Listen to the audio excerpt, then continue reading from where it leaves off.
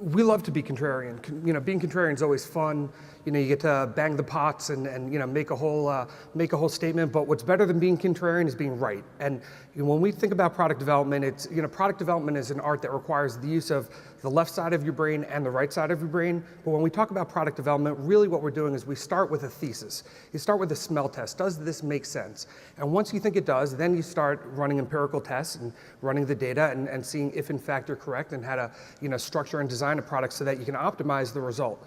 What led to the reverse cap weight ETF was testing that thesis. Is conventional wisdom right now is that everyone should be buying low-cost index portfolios, and there's certainly merit to it, and investors have saved a tremendous amount of money doing so, but is that the optimal way to invest? Is market cap weighting truly representative of the market, and is it the most effective way for people to invest? And when we look now at the proliferation of factor funds and smart beta funds, we have a whole menu of ways to do it, yet market cap weighting is still dominating the flows. And when you think about market cap weighting, what is driving that methodology? So the idea is, well, a company's market cap is its percentage weight, it's representative of the total market.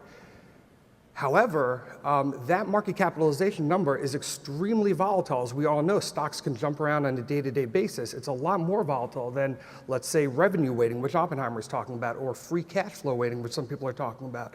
So there are different ways that you can measure it. So if you take a step back and say, all right, you know what? So we'll look at it as cap weighting is itself a factor.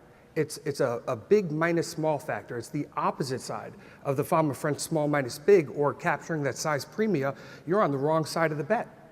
So AQR put out a paper a couple years ago with the fantastic title of "Size Matters If You Can Control Your Junk," which, all the credit to Cliff Asness on that. But the thesis of the paper was that the size premia does in fact exist. There is a size premia.